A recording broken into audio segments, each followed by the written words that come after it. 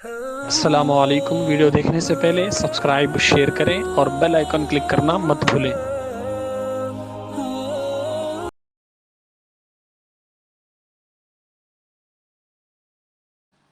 الصلاة والسلام علیک یا رسول اللہ، الصلاة والسلام علیک یا حبیب اللہ، الصلاة والسلام علیک یا نبی اللہ،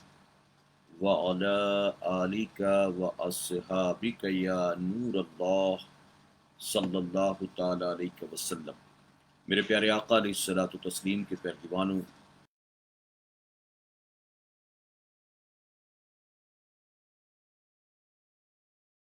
لیکن کچھ ٹیکنیکل ایشوز کی وجہ سے میں جوائن نہیں ہو پا رہا تھا اور آپ لوگ کافی دیر سے انتظار میں تھے۔ اللہ آپ سب کو جزائے خیر عطا فرمائے، اللہ تبارک تعالیٰ آپ سب کی حاضری قبول فرمائے، اور جو لوگ بھی اس وقت مسجد احمد رضا میں جمع ہیں اور اس پروگرام میں شریک ہیں، اللہ سب کو دنیا اور آخرت دونوں جہاں میں اس کا بہتر اجر عطا فرمائے۔ مجھ سے پیشتر ہمارے ساتھی اسلم بھائی ہبلی کے ذمہ دار، ان کی تقریر ہونا تھا لیکن کسی مصروفیت کی وجہ سے شاید میرے بعد وہ تشریف لائیں گے، اور وقت بھی کافی ہو چکا ہے، 11:30 بجے میرا بیان شروع ہونا تھا، بہرحال 12:15 ہو رہے ہیں۔ میں مختصر وقت میں چند اہم باتیں آپ کی گوشگزار کر کے اپنی گفتگو کو سمیٹنے کی کوشش کروں گا۔ اللہ تبارک تعالیٰ ہم سب کو کہنے سننے سے زیادہ عمل کرنے کی توفیق عطا فرمائے۔ میرے پیارے آقا علیہ الصلوۃ والتسلیم کے پیارے دیوانوں، مجھ سے فلسفہ قربانی پر گفتگو کرنے کے لیے کہا گیا ہے، تو ہر مسلمان اچھی طرح سے جانتا ہے کہ قربانی ایک عظیم عبادت ہے، اور اسلام میں جتنی بھی عبادات رب تبارک تعالیٰ نے رکھا ہے، وہ صرف عبادت ہی نہیں ہے بلکہ ان عبادات کے پیچھے بہت ساری چیزیں چھپی ہوئی ہیں۔ علماء اکرام نے، صوفیاء اکرام نے ان تمام عبادات کے فلسفے، ان تمام عبادات کی مصلحتیں، ان تمام عبادات کے پیچھے پردے میں جو ہمارے اور آپ کے لیے درس چھپا ہوا ہے، اس کی وضاحت کی ہے۔ بہرحال قربانی یہ سیدنا ابراہیم علیہ السلام کی سنت مبارکہ ہے، اور ہم اور آپ جانتے ہیں کہ ابراہیم علیہ السلام نے قربانی دمبے کی نہیں بلکہ اپنے بیٹے کی اللہ کی راہ میں پیش کی تھی۔ یہ بات اور ہے کہ اللہ تبارک تعالیٰ نے ان کے بیٹے کی جگہ جنت سے دمبا بھیجا، اور دمبا ذبح ہوا، اور بن گردن کٹے اسماعیل علیہ السلام ذبیح اللہ کہلائے۔ میرے پیارے آقا علیہ الصلوۃ والتسلیم کے پیارے دیوانوں، اس قربانی کا فلسفہ کیا ہے، اس قربانی کے پردے میں ہمارے اور آپ کے لیے کیا پیغام ہے، اس قربانی کی مصلحت کیا ہے؟ اگر اس کو دیکھنا چاہیں، اس کو سمجھنا چاہیں، تو صوفیاء اکرام نے، علماء اکرام نے بہت ساری باتیں بیان کی ہیں۔ سب سے پہلی چیز تو یہ ہے کہ قربانی ایک عظیم عبادت ہے۔ مجھ سے پیشتر آپ سن رہے تھے قربانی کے تعلق سے فضائل بھی اور مسائل بھی۔ بہرحال وہ میرا عنوان نہیں ہے، میں صرف آپ کو فلسفہ بتاؤں گا، لیکن ایک دو باتیں چونکہ وہ بھی ضروری ہیں اور اسی سے ریلیٹڈ ہیں، تو اسے بھی واضح کرنا ضروری سمجھتا ہوں میں۔ ابراہیم علیہ السلام نے اللہ کی رضا کے لیے اپنے بیٹے اسماعیل علیہ السلام کی گردن پر چھری چلائی تھی، اور وہ بھی اللہ تبارک تعالیٰ نے حکم دیا تھا۔ ابراہیم علیہ السلام کی اگر زندگی کو دیکھیں تو یہ پہلی اور آخری قربانی نہیں ہے، بلکہ ابراہیم علیہ السلام کی پوری زندگی جو ہے وہ قربانیوں سے بھری پڑی ہے۔ ابراہیم علیہ السلام نے اپنی پوری زندگی میں بہت سی قربانیاں اللہ کی راہ میں، اللہ کی رضا کے لیے پیش فرمائی۔ سیدنا ابراہیم علیہ السلام، آپ کی ولادت جب ہوئی تو اس وقت نمرود کا دور تھا، اور نمرود کو اس بات کا پہلے سے خدشہ تھا، اندیشہ تھا کہ عنقریب ایک بچہ ایسا آنے والا ہے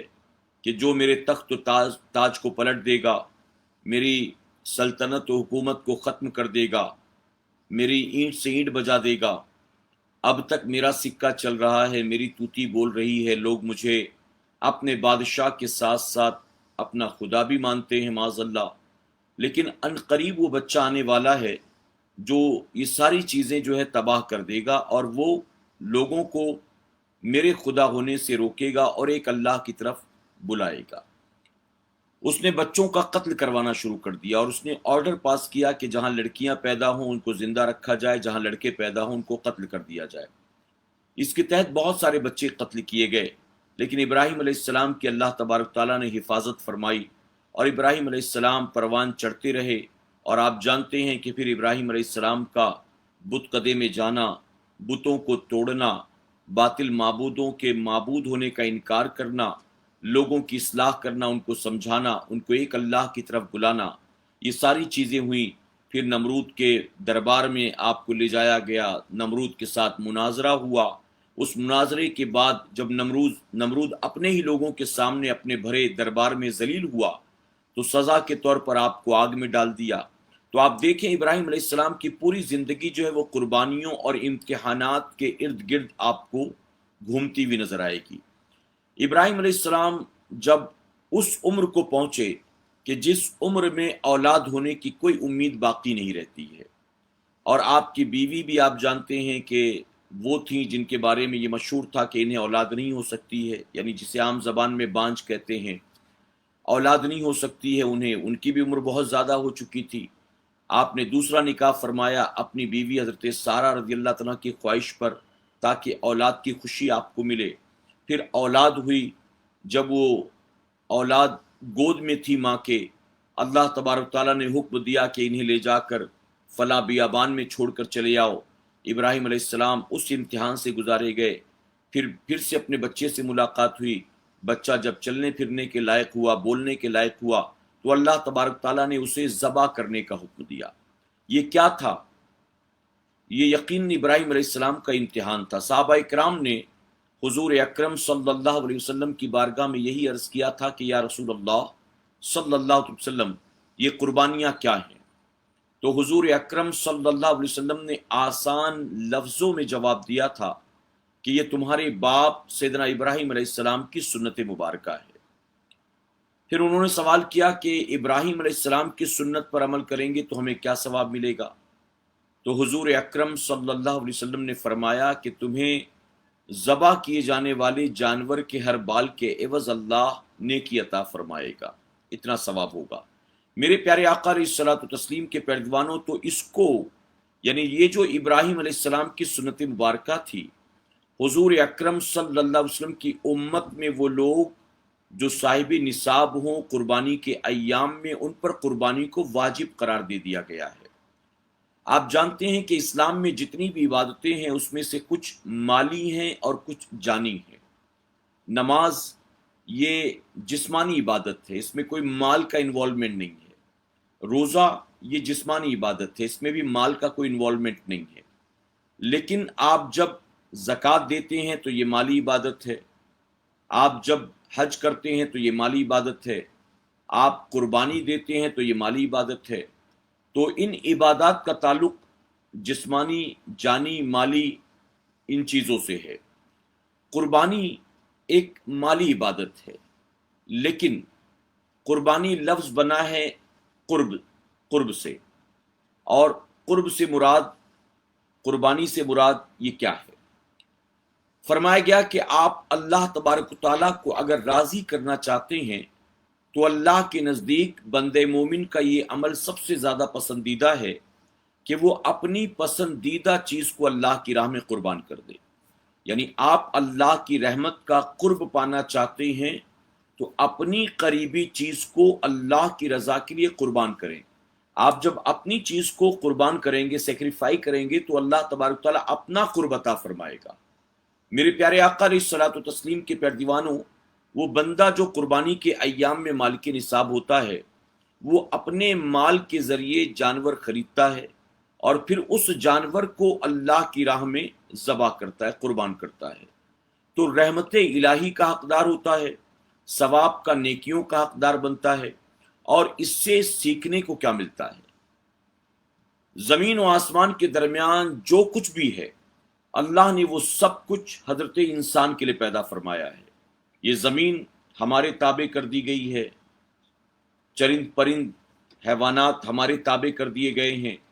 ہم سواری کے لیے ان کا استعمال کریں، ہم کھانے پینے کے لیے ان کے گوشت کا استعمال کریں، ہم زمین پر چلیں پھریں، مکان بنائیں، سڑکیں بنائیں، پل بنائیں، کنواں بنائیں، ان ساری چیزوں کو ہمارے لیے پیدا کیا گیا۔ اسی کے ساتھ ساگ سبزی ہے، پھل فروٹ ہے، یہ سب ہمارے لیے، پانی ہمارے لیے، سبزہ ہمارے لیے۔ تو زمین و آسمان کے درمیان جتنی نعمتیں ہیں وہ سب اللہ نے ہمارے لیے پیدا کی، اور حضرت انسان کو اللہ تبارک تعالیٰ نے اپنے لیے پیدا فرمایا ہے کہ تو میرے لیے ہے، تو میری عبادت کے لیے ہے۔ میرے پیارے آقا علیہ الصلوۃ والتسلیم کے پیروانوں، لبرل قسم کے لوگ جو ہیں، جو بہت زیادہ بات کرتے ہیں ہیومینٹی کی، انسانیت کی، محبت کی، جانوروں کی، مانوتا کی، اس طرح کے لوگ اس طرح کی باتیں بھی کرتے ہیں کہ ہر سال لاکھوں کی تعداد میں جانور ذبح کر دیے جاتے ہیں۔ کیا ضرورت ہے ہر سال جانور ذبح کرنے کی؟ کوئی دوسرا آلٹرنیٹ نہیں ہو سکتا، کوئی اور آپشن نہیں ہو سکتا ہے؟ ہر سال ایک عبادت کے نام پر اتنے جانور آپ لوگ مار دیتے ہیں۔ کچھ لوگوں نے یہ کہا، سو کالڈ مسلمز نے، کہ قربانی کے بدلے ہم وہی پیسہ جمع کر کے غریبوں کی مدد کر دیں، اسپتال بنا دیں، ہم اسی پیسے کے ذریعے کسی بیوہ کی مدد کر دیں، یتیم کی مدد کر دیں، یا انہی پیسوں کو جمع کر کے ہاسپٹل بنایا جائے، انہی پیسوں کو جمع کر کے کالج، یونیورسٹی، مدرسہ بنایا جائے۔ آپ یوٹیلائز کریں قربانی کے پیسے کو، ان نیک کاموں میں آپ قربانی نہ کریں، معاذ اللہ۔ حضور اکرم صلی اللہ علیہ وسلم کی نگاہیں غیبدہ دیکھ رہی تھی، اس لیے غیبدہ نبی نے 1450 سال پہلے یہ فرما دیا۔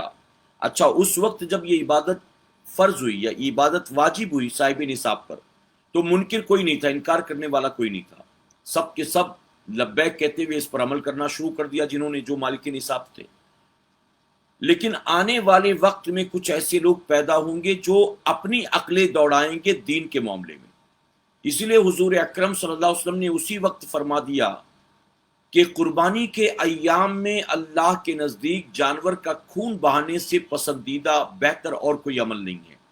یعنی ان دنوں میں قربانی کے بدلے اگر کوئی سونے کا پہاڑ بھی صدقہ کر دے تو سونے کا پہاڑ صدقہ کرنے کا ثواب ملے گا، غریبوں کو کھلائے پلائے تو اس کام کا ثواب ملے گا، بیواؤں کی، یتیموں کی، بیماروں کی، کمزوروں کی، قرض داروں کی، قیدیوں کی مدد کرے تو اس کا ثواب ملے گا۔ لیکن اس کے کرنے سے قربانی معاف نہیں ہوگی، اور اس کے کرنے سے قربانی سے زیادہ ثواب مل جائے، ایسا ممکن نہیں ہے۔ آپ دیکھیں، روزہ، نماز، حج، زکوٰۃ، ساری عبادات، صدقہ، خیرات، یہ سب کچھ ہے، لیکن قربانی کے ایام میں حضور اکرم صلی اللہ علیہ وسلم نے فرمایا کہ جانور کا خون بہانے سے زیادہ پسندیدہ اللہ کے نزدیک کوئی اور عمل نہیں ہے۔ تو آپ کوئی بھی عمل کر لے جائیں، قربانی والا ثواب آپ کو حاصل نہیں ہوگا۔ اور جن پر قربانی واجب ہے، یعنی جو صاحب نصاب ہیں، قربانی واجب، اب اگر وہ قربانی نہ کریں تو حضور اکرم صلی اللہ علیہ وسلم نے انہیں اتنا ناپسند فرمایا کہ فرماتے ہیں کہ ان سے کہہ دو کہ ہماری عیدگاہ میں وہ نہ آئیں۔ اب آپ دیکھیں، عید بقرعید کی نماز پڑھنا بھی واجب ہے اور قربانی بھی کرنا واجب ہے۔ اب اگر ایک واجب کو ہم نے چھوڑ دیا تو حضور اکرم صلی اللہ علیہ وسلم فرماتے ہیں کہ ان سے کہہ دو کہ عیدگاہ میں بھی نہ آئے، یعنی دوسرا واجب بھی چھوڑو، کیا فرق پڑتا ہے تمہیں؟ تمہارے نزدیک تو معاذ اللہ واجب کی اہمیت ہی نہیں ہے۔ تو اپنی عقل کے گھوڑے دوڑانے کی اجازت نہیں ہے، حکم دیا گیا جو صاحب نصاب ہو قربانی کے ایام میں وہ قربانی کرے۔ اب جو میں اصل بات بتانا چاہتا ہوں، بندہ ہر سال جانور اپنے مال سے لے کر آتا ہے، اور آپ دیکھیں کہ جانور کے لیے شرط ہے، اس کی ایج بھی، جانور بھی، اور اس کے اندر کوئی عیب نہ ہو، یہ ساری چیزیں کنڈیشنز لگا دی گئی۔ اگر اس میں کوئی کمی زیادتی ہوگی تو ظاہر ہے کہ پھر قربانی ادا نہیں ہوگی اور وہ ثواب سے بندہ محروم ہو جائے گا۔ تو اس لیے اپنا مال خرچ کر کے اچھے سے اچھا خوبصورت فربا جانور لے کر آئے اور لا کر اس کو ذبح کرے۔ اب وہ کیا کر رہا ہے؟ جانور کو ذبح کر رہا ہے۔ اب ذبح کرنے کے بعد گوشت کا کیا ہوگا، کھال کا کیا ہوگا، خون کا کیا ہوگا، یہ ساری چیزیں کہاں جائیں گی؟ تو گوشت بھی ہم کھائیں گے، کھال بھی ہم اپنے استعمال میں لیں گے یا ہم جس کو چاہیں گے دیں گے، خون جو ہے زمین پر بہہ جائے گا، جو گندگی نکلے گی اس کو دفن کر دیا جائے گا، پھینک دیا جائے گا۔ تو پھر قربانی ہم نے اللہ کے نام پر کیا، اللہ تک پہنچا کیا؟ تو اللہ تک فرمایا گیا نہ خون پہنچتا ہے، نہ گوشت پہنچتا ہے، نہ کھال پہنچتی ہے، بلکہ اللہ تبارک تعالیٰ تو صرف بندوں کی نیت دیکھتا ہے۔ تو اب جب اللہ تبارک تعالیٰ نیت دیکھتا ہے تو پھر ہونا کیا چاہیے؟ نیت میں اخلاص ہو، نیت میں پیورٹی ہو، نیت میں ریاکاری دکھاوا بالکل نہ ہو۔ میرے پیارے آقا علیہ الصلوۃ والتسلیم کے پیروانوں، اس قربانی کے ساتھ بندے کو گویا ہر سال ایک ٹریننگ دی جاتی ہے، اللہ کی طرف سے ایک تربیت دی جاتی ہے۔ آپ دیکھیں جو کارپوریٹس میں جاب کرتے ہیں، جو بینکنگ سیکٹرز میں جاب کرتے ہیں، جو اکاؤنٹس میں جاب کرتے ہیں، جو بڑی بڑی کمپنیز میں جاب کرتے ہیں، انٹرنیشنل کمپنیز میں جاب کرتے ہیں، ان ساری کمپنیز کے اندر بینکنگ سیکٹر میں، کارپوریٹس میں آپ دیکھیں کہ ٹائم ٹو ٹائم جو امپلائیز ہوتے ہیں ان کی ٹریننگ دی جاتی ہے۔ کوئی نیا سافٹ ویئر آیا، کوئی نئی چیز آئی، کوئی نیا پروڈکٹ آیا تو اس کے فیچرز بتانے کے لیے، کوئی نیا سافٹ ویئر آیا تو اس کو استعمال کیسے کیا جائے، کوئی نئی اسکیم آئی تو کیسے لوگوں کو کنونس کیا جائے، ان ساری چیزوں کے لیے، کوئی نئی ٹیکنالوجی آئی تو اپنے امپلائیز کو سمجھانے سکھانے کے لیے وقتاً فوقتاً جو ہے ٹریننگ ہوتی ہے، تاکہ لوگ اپ گریڈ ہوتے رہیں، وقت کے ساتھ ساتھ آگے بڑھیں، ترقی کریں، نئی چیزیں سیکھیں، لوگوں کو موٹیویٹ کریں، لوگوں کو کنونس کریں۔ یہ قربانی ہر سال قربانی کے ذریعے گویا رب تبارک تعالیٰ اپنے ایمان والے بندے بندیوں کو ریمائنڈ کراتا ہے کہ اے میرے بندے بندیوں، اے مسلمانوں، آج میں نے تمہیں مال دیا، اور مال دینے کے بعد تم سے کہا کہ تم ایک جانور کی قربانی کرو میری راہ میں، میرے نام پر، تو تم نے یہ کیا ہے، تم نے انکار نہیں کیا، تم پیچھے نہیں ہٹے، تم نے بخل نہیں کیا، تم نے یہ کام کیا، تو اسی طرح سے تم تیار رہو۔ آج میں نے جانور مانگا ہے، تم نے جانور دیا ہے، کل تم سے تمہارا مال مانگا جائے تو مال دینا، ملک چھوڑنا پڑے تو ملک چھوڑنا، اولاد قربان کرنی پڑے تو اولاد قربان کرنا، دوست احباب کی قربانی دینی پڑے تو دوست احباب کی قربانی دینا، اپنی جان قربان کرنی پڑے تو اپنی جان قربان کرنا۔ تو گویا رب تبارک تعالیٰ بندوں کو ریمائنڈ کراتا ہے، بندوں کو ایک ٹریننگ دیتا ہے وقتاً فوقتاً کہ تم اپنے آپ کو، اپنے جان و مال کو یہ سمجھو کہ یہ سب اللہ کا ہے، اور جب اللہ تبارک تعالیٰ کی راہ میں قربان کرنے کا وقت آئے تو اسے جیسے جانور خوشی خوشی قربان کرتے ہو، ایسے ہی یہ سب بھی خوشی خوشی قربان کرو، اخلاص کے ساتھ قربان کرو، اور اس پر وعدہ ہے دنیا میں عزت کا، آخرت میں جنت کا۔ میرے پیارے آقا علیہ الصلوۃ والتسلیم کے پیروانوں، ایک چیز یاد رکھیں، ہم جو بھی عبادتیں کریں، جتنی بھی عبادتیں کریں، جب بھی عبادتیں کریں، تو ان عبادات کے وقت ہمارے دل دماغ میں یہ نہیں ہونا چاہیے کہ اتنا ثواب ملے گا، یہ نیکی ملے گی، یہ انعام ملے گا، نہیں، بلکہ تمام عبادات کے وقت دل دماغ میں صرف ایک ہی خیال ہو کہ میں یہ اپنے رب کی رضا کے لیے کر رہا ہوں، میں اپنے مولا کو راضی کرنے کے لیے کر رہا ہوں۔ اور یاد رکھیں، اگر رب تبارک تعالیٰ راضی ہو گیا تو جن انعامات کا وعدہ کیا گیا ہے، میرا کریم اس سے کئی گنا زیادہ بہتر انعام عطا فرمائے گا، اتنا انعام عطا فرمائے گا کہ ہم اور آپ اس کا تصور بھی نہیں کر سکتے ہیں۔ میرے پیارے آقا علیہ الصلوۃ والتسلیم کے پیروانوں، تو بہرحال قربانی کا اصل فلسفہ یہی ہے کہ جب تم قربانی کرو تو اس وقت تم ابراہیم علیہ السلام کی قربانی کو یاد کرو کہ ابراہیم علیہ السلام جانور ذبح کرنے کے لیے مینا کی گھاٹیوں میں نہیں گئے تھے، اپنی اولاد ذبح کرنے کے لیے گئے تھے۔ یہ بات اور ہے کہ ہم نے اولاد کی جگہ جنت کا دمبا لا کر رکھ دیا، اور پھر جب ابراہیم علیہ السلام نے اپنے بیٹے کی گردن پر چھری چلائی تو ہم نے ان کو اس کے عوض کیا انعام عطا کیا؟ آج تم سے تمہاری اولاد کی قربانی نہیں مانگی جا رہی ہے، تم سے قربانی جانور ہی کی مانگی گئی ہے۔ ابراہیم علیہ السلام سے اولاد کی مانگی گئی، انہوں نے اولاد کی دی، بدلے میں جانور ذبح ہوا۔ تم سے جانور کی مانگی جا رہی ہے، تم جانور کی قربانی دے رہے ہو، کل تم سے اولاد کی قربانی مانگی جائے، تمہاری جان کی قربانی مانگی جائے، تو اسی طرح سے مسکراتے ہوئے اپنے رب کی رضا کے لیے، اپنے رب کی راہ میں تم اپنی جان کو بھی، اپنی اولاد کو بھی قربان کر دینا۔ میرے پیارے آقا علیہ الصلوۃ والتسلیم کے پیروانوں، آپ دیکھیں اللہ تبارک تعالیٰ عیب دار جانور کو قبول نہیں کرتا، یعنی ایسا جانور ذبح کیا جائے جس میں عیب ہو تو پوچھیں، آپ کو فقہاء کرام، مفتی کرام فرمائیں گے، علماء بتائیں گے کہ اس کی قربانی نہیں ہوگی، جو جانور عیب دار ہوگا۔ تو اب عیب دار جانور کی قربانی اللہ کی راہ میں قبول نہیں، تو جس بندے کی قربانی اللہ تبارک تعالیٰ قبول فرماتا ہے۔ یعنی وہ لوگ جو اسلام کی خاطر اپنی جانیں قربان کرتے ہیں، وہ مجاہدین جو میدان بدر میں گئے، جو میدان احد میں گئے، جو خیبر و خندق میں گئے، جو کربلا میں گئے، اور آج بھی پوری دنیا میں جنہیں صرف اس لیے مارا جا رہا ہے کیونکہ وہ مسلمان ہیں۔ آپ یاد رکھیں کہ اگر کسی کو اس لیے قتل کیا گیا کیونکہ وہ مسلمان تھا، وہ کلمہ پڑھنے والا تھا، چاہے وہ موب لنچنگ کے ذریعے ہو، چاہے وہ اس پر چوری کا الزام لگا کر، چاہے کسی جانور کا الزام لگا کر، چاہے وہ فلسطین میں ہو رہا ہو، غازہ میں ہو رہا ہو، برما میں ہو رہا ہو، چاہے جہاں بھی ہو، اگر کوئی آپ کو اس لیے مارتا ہے کیونکہ آپ مسلمان ہیں، تو یاد رکھنا کہ اس موت پر اللہ آپ کو شہادت کا انعام عطا فرمائے گا، شہادت کا ثواب عطا فرمائے گا۔ اور میرے پیارے آقا کے پیارے دیوانوں، جب عیب دار جانور کی قربانی کی جائے اللہ کی بارگاہ میں مقبول نہیں ہے، تو اسی طرح سے وہ لوگ جو اللہ کے نزدیک پسندیدہ نہیں ہوتے، ان کی قربانیاں بھی اللہ کو پسند نہیں ہیں، اللہ قبول نہیں فرماتا۔ بلکہ جو اللہ کی راہ میں قربان ہوتے ہیں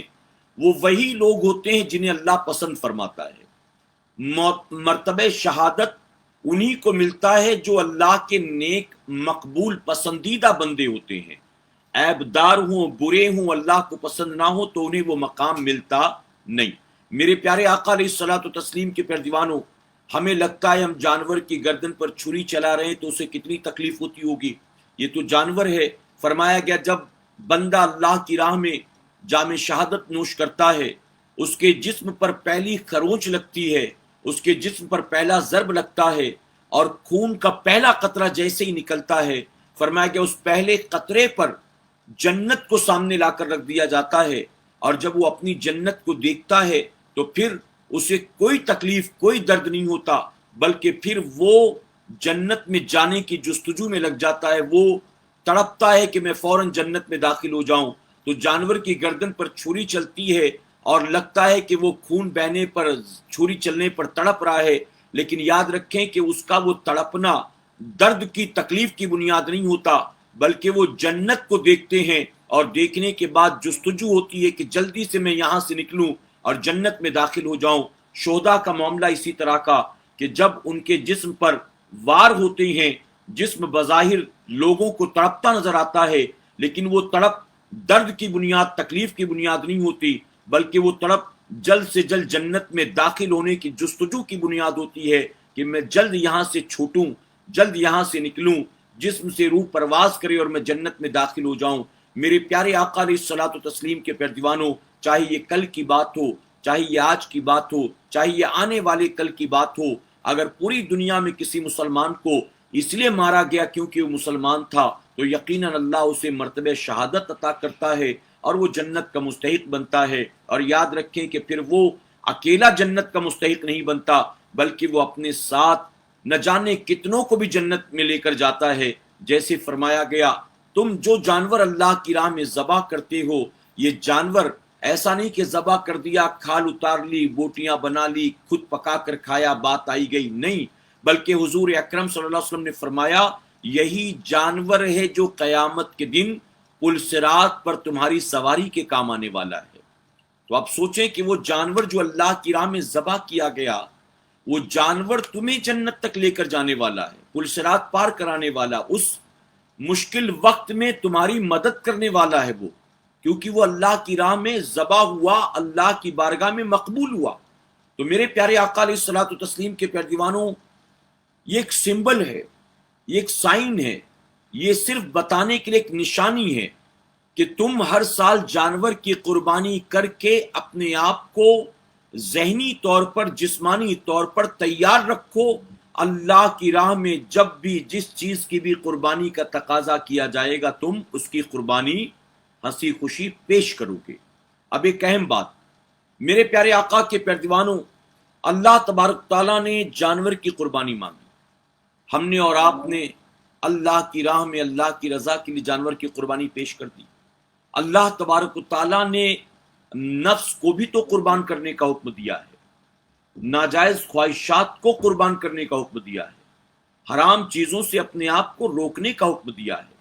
صوفیہ فرماتے ہیں کہ بندہ ہنسی خوشی مسکراتا ہوا جانور کو ذبح کرتا ہے اللہ راضی ہو جائے،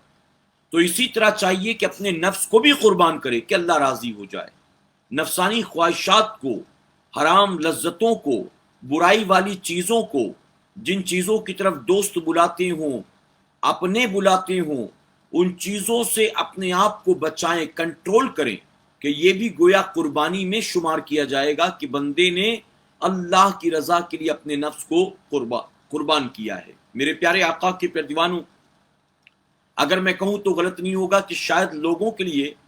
جانور کو قربان کرنا آسان ہو گیا، اپنے نفس کو قربان کرنا مشکل ہو گیا ہے۔ اپنے نفس کو کون قربان کرتا ہے؟ کتنے لوگ قربان کرتے ہیں بھلا بتائیے؟ کتنے لوگ ہیں جو کنٹرول کرتے ہیں اپنے نفس پر؟ کتنے لوگ ہیں جو ہر قدم اٹھانے سے پہلے غور کرتے ہیں، فیصلہ کرتے ہیں یہ جائز قدم ہے کہ ناجائز قدم ہے، یہ میرا قدم حرام کے راستے پر تو نہیں جا رہا ہے، یہ میرا قدم اللہ رسول کی ناراضگی کے راستے پر تو نہیں جا رہا ہے؟ کتنے لوگ ہیں جو غور و فکر کرتے ہوں؟ آپ جانتے ہیں کہ ابراہیم علیہ السلام نے جو قربانی پیش کی تھی، محض یہی ایک قربانی نہیں بلکہ پوری زندگی قربانی سے بھری پڑی، اور آپ ہمیشہ مسکراتے ہوئے قربانیوں پر قربانیاں دیتے رہے، کسی چیز کی فکر نہیں کی، نہ مال کی فکر کی، نہ آل کی فکر کی، نہ جان کی فکر کی۔ میرے پیارے آقا کے پیارے دیوانوں، تو ابراہیم علیہ السلام کی سنت ہے جب جانور ذبح کرو تو ابراہیم علیہ السلام کی سوانح، ان کی تاریخ، ان کی قربانیاں یاد کرو، اور پھر یہ طے کر لو کہ جس طرح اللہ کے خلیل نے اولاد کو قربان کیا تھا، اسی طرح ہم نفس کو قربان کریں گے، ہم ناجائز و حرام خواہشات کو قربان کریں گے، ہم برے دوستوں کی صحبت کو قربان کریں گے، ہم شیطان کے وسوسات سے اپنے آپ کو بچائیں گے، اور اللہ رسول کی نافرمانی سے اپنے آپ کو حتی الامکان بچانے کی کوشش کریں گے۔ ہر مسلمان کی ایک کوشش ہونی چاہیے۔ تو اس قربانی کے ساتھ جب آپ جانور کے گلے پر چھری پھیریں تو اسی کے ساتھ اپنے نفس کی گردن پر بھی چھری پھیر دیں، ناجائز خواہشات کی گردن پر بھی چھری پھیر دیں، حرام خواہشات کی گردن پر بھی چھری پھیر دیں، کہ اسی کے ساتھ ان کا کام بھی تمام کہ مولا تو نے جانور مانگا تھا میں نے پیش کیا، تو نے تیرے محبوب نے نفس کی قربانی مانگی، آج وہ بھی میں پیش کرتا ہوں، اور آج کے بعد میں ان تمام چیزوں سے اپنے آپ کو بچانے کی کوشش کروں گا۔ میرے پیارے آقا علیہ الصلوۃ والتسلیم کے پیارے دیوانوں، الگ الگ علماء کی الگ تحقیق، صوفیاء کی الگ تحقیق، سب نے اپنے اپنے طور پر بڑی اس عنوان پر وضاحت فرمائی ہے، علماء کرام نے اس پر بڑے بیانات فرمائے ہیں، لیکن میں آخر میں صرف اتنا کہنا چاہوں گا کہ یہ قربانی، فلسفہ قربانی کیا ہے، آخر قربانی کے پیچھے مصلحت کیا ہے؟ تو یہ ایک سمبل ہے۔ اللہ تبارک تعالیٰ اس قربانی کے ذریعے اپنے بندے بندیوں کو بتانا چاہتا ہے کہ تم نے جیسے جانور کو قربان کیا، اسی طرح سے تم اپنے نفس کو بھی میری رضا کے لیے قربان کرو، اور وقت آئے تو اپنا سب کچھ میری راہ میں قربان کرو، کہ اس قربانی کے ذریعے میں ہر بال پر تمہیں ثواب دیتا ہوں۔ نفس قربان کرو گے، نیکیوں سے مالا مال ہو جاؤ گے، جنت کے حقدار بن جاؤ گے، اور اگر وقت آیا اپنی جان قربان کرو گے تو اس پر بھی اللہ تمہیں بہتر اجر عطا فرمائے گا، شہادت کا مرتبہ ملے گا، اور شہید اپنے ساتھ ان گنت لوگوں کو جنت میں لے کر جائے گا۔ میرے پیارے آقا علیہ الصلوۃ والتسلیم کے پیارے دیوانوں، تو قربانی ہمیں یہ سبق دیتی ہے کہ اس قربانی کے ساتھ اپنے نفس کو بھی قربان کرنا ہم سیکھیں، اور اس قربانی کے ساتھ اللہ کی بارگاہ میں یہ وعدہ کریں، مولا ہم ہر طرح کی قربانیوں کے لیے تیار ہیں، تیری راہ میں جب بھی جس چیز کی بھی قربانی مانگی جائے گی ہم تیری راہ میں قربانی ضرور پیش کریں گے۔ اللہ اپنے محبوب پاک کے صدقے ہمیں آپ کو کہنے سننے سے زیادہ عمل کرنے کی توفیق عطا فرمائے۔ میرے پیارے آقا علیہ الصلوۃ والتسلیم کے پیارے دیوانوں، جاتے جاتے میں ایک اہم مسئلہ بھی بتانا ضروری سمجھتا ہوں۔ آج بہت سارے لوگ جو ہیں قربانی کو لے کر بہت سی غلطیاں کرتے ہیں، حالانکہ مسائل بہت ہیں۔ آپ ہمارے SDI چینل پر اگر جائیں گے، مفتی زبیر احمد صاحب قبلہ مصباحی برکاتی سے ہم نے تقریباً اس عنوان پر 80 سے زائد سوالات پوچھے، ان کے جوابات SDI چینل پر موجود ہیں، آپ جا کر دیکھ کر سیکھ سکتے ہیں جو بھی آپ کے کنفیوژن ہو۔ لیکن میں البتہ اتنا بتانا چاہوں گا کہ لاکھوں کروڑوں ہو کسی کے پاس قربانی کے ایام میں، تبھی اس پر قربانی واجب نہیں ہوتی ہے، بلکہ 52.5 تولہ چاندی کی جو مارکیٹ ویلیو ہے، اگر 10، 11، 12 ذی الحجہ کو کسی کے پاس اتنی رقم ہے، یا اتنا مال تجارت ہے، یا اس کے پاس اتنے کا سونا چاندی ہے، تو وہ بندہ یا بندی مالک نصاب ہے اور اس پر قربانی واجب ہے۔ آپ یاد رکھیں اچھی طرح سے، اگر آپ نے قربانی نہیں کی تو یہ معاف نہیں ہوگی، یہ واجب عمل ہے۔ اگر کسی نے 2 سال نہیں کیا، 4 سال نہیں کیا، 5 سال نہیں کیا، اس کو اس کے بدلے توبہ کرنا پڑے گا، اور ایک بکری کی قیمت اللہ کی راہ میں صدقہ کرنا پڑے گا ہر قربانی کے بدلے۔ تو یاد رکھیں 52.5 تولہ چاندی کی قیمت جانتے ہیں کتنی ہے؟ مارکیٹ روزانہ فلیکچویٹ ہوتا ہے، روزانہ اوپر نیچے، ہر state, city wise, country wise الگ الگ ویلیو ہے چاندی کی، لیکن ہمارے یہاں پر میں آپ کو بتاؤں کہ کتنا بھی اوپر نیچے ہو، قربانی کے جو ایام قریب ہیں اس وقت تقریباً 42 سے 44 ہزار کے درمیان قیمت ہوگی چاندی کی، 52.5 تولہ چاندی کی۔ تو اگر 52.5 تولہ چاندی کی مارکیٹ ویلیو اس وقت 42 سے 44 ہزار کے آس پاس ہے، اور اتنا پیسہ ہمارے پاس ہے، وہ چاہے بینک میں ہو، چاہے وہ ہم نے مال کے طور پر رکھا ہو، چاہے ہم نے وہ کسی کو قرض دے رکھا ہو، چاہے وہ ہم نے سیونگ اکاؤنٹ میں رکھا ہو، پی ایف میں ہو، LIC میں ہو، کسی بزنس میں انویسٹ کر رکھا ہو، اتنی رقم اگر ہمارے پاس ہے کسی بھی صورت میں، تو ہم شرعاً مالک نصاب ہیں اور ہم پر اپنی طرف سے قربانی کرنا واجب ہے۔ میرے پیارے آقا علیہ الصلوۃ والتسلیم کے پیروانوں، اگر اتنی رقم 10 کو نہیں ہے، 11 کو نہیں ہے، 12 کو آ گئی، تو 12 تاریخ کو آپ کو سورج ڈوبنے سے پہلے پہلے رقم آ گئی تو آپ کو قربانی کرنی پڑے گی۔ جوائنٹ فیملی کے اندر عام طور پر دیکھا گیا کہ ایک سال ابا کی طرف سے، پھر امی کی طرف سے، پھر اپنی طرف سے، پھر بیوی کی طرف سے، پھر بیٹے کی طرف سے، یہ روٹیشنل قربانی ہوتی ہے، سرکل چلتا رہتا ہے، یہ بھی سراسر غلط ہے۔ اگر جوائنٹ فیملی یہ 3 بھائی ہیں، تینوں کے پاس اتنی سیونگ ہے، تینوں کی بیویوں کے پاس اتنی قیمت کے زیورات ہیں، والد صاحب ریٹائرڈ ہوئے، ان کے اکاؤنٹ میں بھی 3 لاکھ روپے رکھا ہوا ہے، امی کے پاس بھی 60-70 ہزار روپے جمع ہے، تو گھر میں 8 لوگ ہیں، 8 مالک نصاب ہیں قربانی کے ایام میں، تو 8 پر قربانی واجب ہے۔ ایک کے نام پر کر لیا تو باقی بری ذمہ نہیں ہوں گے۔ اب دیکھیے شریعت میں آسانی ہے، ضروری نہیں کہ 8 بکرے لے کر آپ آئیں، بڑے جانور میں حصہ لے لیں، 7 لوگ لے سکتے ہیں تو بڑے جانور میں آپ حصہ لے لیں، اگر آپ زیادہ خرچ نہیں کرنا چاہتے ہیں تو۔ لیکن یاد رکھیں کہ وہی جانور قیامت کے دن سواری کے کام آنے والا ہے، یاد رکھیں کہ اسی جانور کے بال کے عوض میں آپ کو نیکیاں ملنے والی ہیں،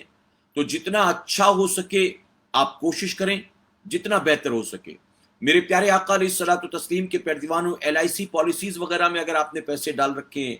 PF میں حج کے نام پر، بیٹی بیٹے کی شادی کے نام پر، زمین خریدنے کے نام پر، مکان بنانے کے نام پر، اگر ان کاموں کی نیت سے بھی پیسہ رکھا ہوا ہے تو بھی آپ مالک نصاب ہیں۔ آپ نے ڈپوزٹ دے رکھا ہوا ہے 2, 4, 5 لاکھ روپے ہیوی ڈپوزٹ، تو بھی آپ مالک نصاب ہیں، آپ کو قربانی کرنی پڑے گی۔ ایسے بہت سارے مسائل ہیں جہاں پر لوگ چوک کرتے ہیں اور قربانی نہیں کرتے ہیں، انہیں سمجھنا چاہیے کہ قربانی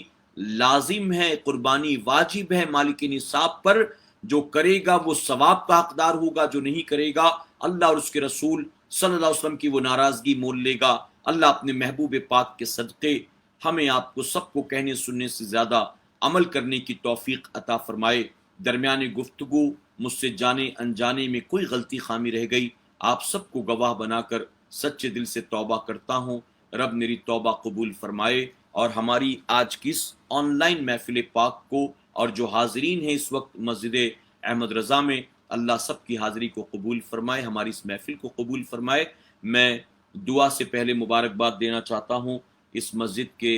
تمام اراکین کو، ذمہ داران کو، جنہوں نے اس مسجد کو تعمیر کیا، آج 1 سال اس کا مکمل ہوا، اللہ سب کو جزائے خیر عطا فرمائے، اور جو لوگ شروع سے آخر تک اس میں جڑے رہے، جن لوگوں نے خدمتیں کی، جن لوگوں نے اپنا مال پیش کیا، جو لوگ اس مسجد کو آباد کرتے ہیں، صاف صفائی کا، رنگ روگن کا خیال رکھتے ہیں، اللہ سب کو دونوں جہاں میں اس کا بہتر اجر عطا فرمائے۔ میرے پیارے آقا علیہ الصلوۃ والتسلیم کے پیروانوں، ایک مسجد کا بنانا کوئی معمولی کام نہیں ہے۔ آپ جانتے ہیں کہ آدمی پوری زندگی بھر کماتا ہے تو اپنا گھر بناتا ہے، اپنا گھر بنانا اتنا مشکل ہے تو اللہ کا گھر بنانا ذرا سوچئے کتنا مشکل کام ہے۔ لیکن جنہوں نے اس کام کو انجام دیا ہے، اللہ کا وعدہ ہے اللہ تبارک تعالیٰ انہیں اس کے عوض جنت میں محل عطا فرمائے گا، اور یاد رکھیں کہ جو ٹرسٹی ہیں، صدر سیکرٹری ہیں، خزانچی ہیں، جنہوں نے 2-4 لاکھ چندے دیے ہیں، انہی کو جنت کا محل نہیں ملے گا۔ جس نے ایک مٹھی ریت بھی دے دی ہے اخلاص کے ساتھ، ایک اینٹ بھی دے دیا ہے، اپنی کمائی کا حلال روزی کا 10 روپیہ بھی دے دیا اخلاص کے ساتھ، یقیناً اللہ انہیں بھی جنت کا محل عطا فرمائے گا۔ تو آپ سب قابل مبارکباد ہیں۔ اللہ آپ سب کو اس کا بہتر اجر دنیا اور آخرت میں عطا فرمائے۔ صلی اللہ علی نبی الامی وآلہ وصلی اللہ علیہ وسلم۔ صلاۃ و سلام علیک یا رسول اللہ صلی اللہ تعالی علیہ وسلم۔ یا الہی رحم فرما مصطفیٰ کے واسطے، یا رسول اللہ کرم کیجئے خدا کے واسطے، مشکلیں حل کر شہ مشکل کشا کے واسطے، کربلائیں رد شہید کربلا کے واسطے۔ یا الہ العالمین اپنے محبوب پاک کے صدقہ طفیل ہماری اس آن لائن محفل میں جو حضرات جڑے اور جو اس وقت مسجد احمد رضا بلاری میں جمع ہوئے، مولا ان سب کا حاضر آنا، ان سب کا اس محفل میں شریک ہونا قبول فرما۔ مولا ہم سے قصداً سہون کوئی غلطی خامی رہ گئی تو اپنے فضل و کرم سے اسے معاف فرما۔ میرے کریم ہمارے دامن پر لگے گناہوں کے داغ دھبوں کو دور فرما۔ مولا ہماری آنکھوں میں شرم پیدا فرما، ہماری زبانوں میں تاثیر پیدا فرما، ہمارے اخلاق کو پاکیزہ فرما دے، ہمارے کردار کو صاف ستھرا فرما دے۔ میرے کریم ہمیں بے حیائی سے بچا، بے غیرتی سے بچا۔ مولا ہمیں ایک دوسرے کے ساتھ بدسلوکی سے بچا، بد کلامی سے بچا، گالی گلوچ سے بچا، ناچ گانے سے بچا۔ میرے کریم اپنے محبوب کے نالے پاک کے صدقہ طفیل جنہوں نے مسجد احمد رضا کی تعمیر میں بڑھ چڑھ کر حصہ لیا، مولا سب کی خدمات کو قبول فرما۔ میرے کریم تیرے خزانے میں کوئی کمی نہیں، ہمارے ان تمام ساتھیوں کو دنیا اور آخرت میں اس کا بہتر اجر عطا فرما۔ مولا ہماری قیامت تک آنے والی نسلوں کو عاشق رسول بنا، ہمیں خیر و عافیت کے ساتھ مدینے میں موت نصیب فرما، ہمیں خیر و عافیت کے ساتھ ماہ ذی الحجہ عطا فرما، ہمیں خیر و عافیت کے ساتھ صرف تیری رضا کے لیے قربانی کرنے کی توفیق عطا فرما۔ اے اللہ ہمیں ریاکاری سے، دکھاوے سے، جھوٹ سے، فریب سے، دھوکے سے، ایک دوسرے کی غیبت و چغلی سے، حسد و کینہ سے، بغض و عداوت سے بچنے کی توفیق عطا فرما۔ میرے کریم ہمارے بھائی، ہماری بہنیں جو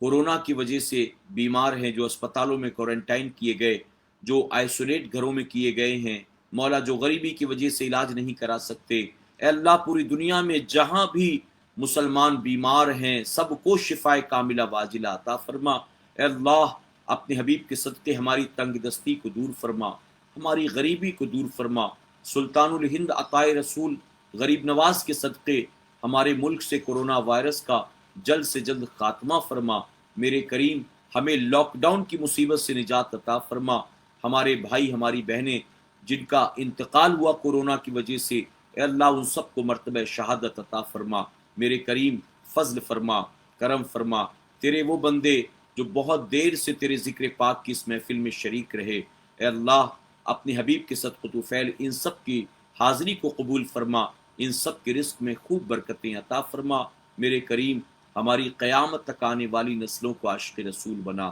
تحریک سنی دعوت اسلامی کا بیلاری اور کرناٹک کی سرزمین پر بول بالا فرما۔ مولا اپنے حبیب کے صدقہ طفیل ہمیں کفار مشرکین کی سازشوں سے بچا، شیطان کے شر سے بچا، مولا دجال کے فتنے سے بچا۔ ان اللہ و ملائکتہ یصلون علی النبی یا ایھا الذین آمنوا صلوا علیہ وسلموا تسلیما۔ اللہم صلی علی سیدنا و شفیعنا و نبینا و مولانا محمد بارک وسلم۔ صلو علیہ صلاۃ و سلام علیک یا رسول اللہ، صلاۃ و سلام علیک یا حبیب اللہ صلی اللہ تعالی علیہ وسلم۔ سبحان ربک رب العزت عما یصفون وسلام علی المرسلین والحمد للہ رب العالمین بحق لا الہ الا اللہ محمد رسول اللہ صلی اللہ تعالی علیہ وسلم۔ جاتے جاتے پھر ایک بار معذرت چاہتا ہوں تاخیر سے جڑنے کی وجہ سے، اتنا زیادہ میں ٹیکنو شیبی نہیں ہوں، اس وجہ سے تھوڑا سا ایشوز ہوئے جوائن کرنے میں۔ آپ لوگ بہت دیر سے انتظار کرتے رہے، اللہ آپ سب کو جزائے خیر عطا فرمائے، خاص طور پر ہمارے تمام ساتھیوں کو جنہوں نے اس ایونٹ کو منعقد کیا، اللہ سب کو جزائے خیر عطا فرمائے۔ اجازت چاہوں گا، اپنی دعا میں مجھے ضرور یاد رکھیں۔ السلام علیکم ورحمۃ اللہ وبرکاتہ۔